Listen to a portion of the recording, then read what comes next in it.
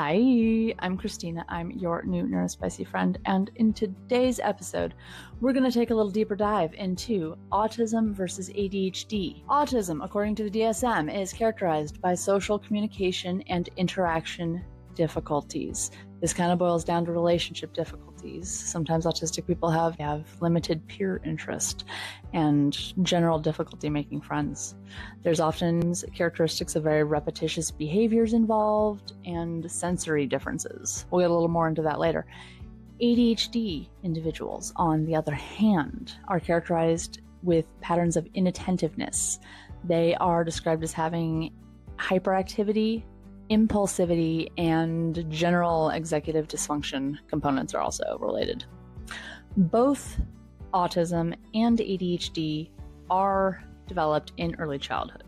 Autism is more often diagnosed in early childhood. This can be shown and displayed in behaviors such as delayed language or atypical play, including atypical parallel play, limited peer interest and peer play.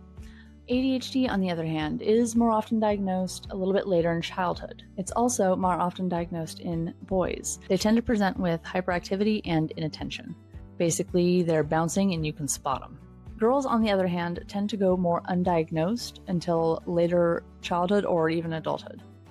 There are fewer studies related to presentation of ADHD in young girls, and it's theorized that many of the ways that girls would display can also be masked by coexisting autistic symptoms or general girl masking to fit in with societal norms, etc. Individuals with autism tend to have a more rigid sense of cognitive functioning. That is to say that they prefer routines. They prefer things to be the same way each day and have a difficult time sometimes changing sets. Autistic people also often develop something called a special interest. A special interest is a often lifelong interest. It is a long-term interest in a single subject matter. The autistic person deep dives and learns everything they can about this one particular thing, and often they develop quite an expertise in that one subject matter. ADHD individuals, on the other hand, have a much more scattered area of focus. They have a tendency to develop hyperfocuses, which is similar to a special interest, but in a much more short-term sense. A hyperfocus is an intense interest in a particular thing and subject matter for a shortened period of time. This hyperfocus can supersede the need for sleep or food, and for the period of interest, an ADHD person learns everything they can about that particular subject matter. ADHD people can have several different hyperfocuses throughout their lifetime. In addition to that, they also struggle with maintaining attention. They're described as having problems with working memory, inhibition, time blindness, and chronic procrastination. Also often have a rapid working executive function, meaning they have a flood of ideas, they have hypercreativity, and oftentimes can bounce through multiple subjects at a singular time. Sensory processing for autistic people and ADHD people are different also. People with autism have a tendency to have very specific sensory input. People with autism can have differences in their auditory, visual, olfactory, vestibular, tactile sensory inputs. This can cause overstimulation. Different behaviors such as avoidance, meltdown. Oftentimes people with autism prefer things like set routines.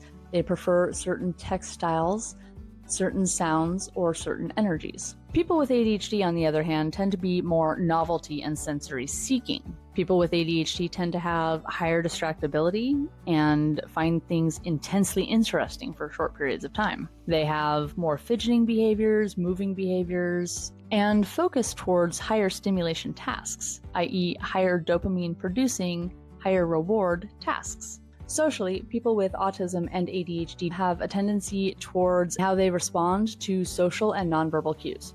Many autistic people have a difficulty understanding nonverbal cues. Many autistic people have a difficulty responding to nonverbal cues. They understand the social cue, they just struggle to respond to it in an appropriate way. Individuals with ADHD, on the other hand, have a tendency towards inattention. This can lead to interrupting others and impulsivity. They also have a tendency toward rapid cycling of ideas, which in some cases leads to creativity, In other cases, leads to interruption or leads them to cycle through multiple topics simultaneously during a conversation, which can be difficult when speaking to a person who does not have ADHD. Lastly, as far as emotional regulation, individuals with autism can have difficulty regulating their emotions for multiple reasons. Often, individuals with autism do have heightened emotional response, but also can find themselves overstimulated from heightened sensory responses from not only the environment, but from their internal body and their internal cues.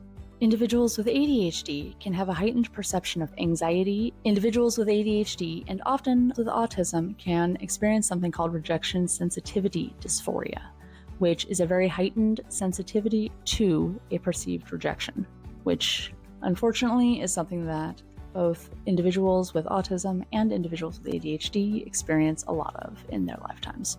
But on a brighter note, if we focus on the strengths of autism and the strengths of ADHD, autistic individuals have a much higher percentage of genius and savant level expertise in areas.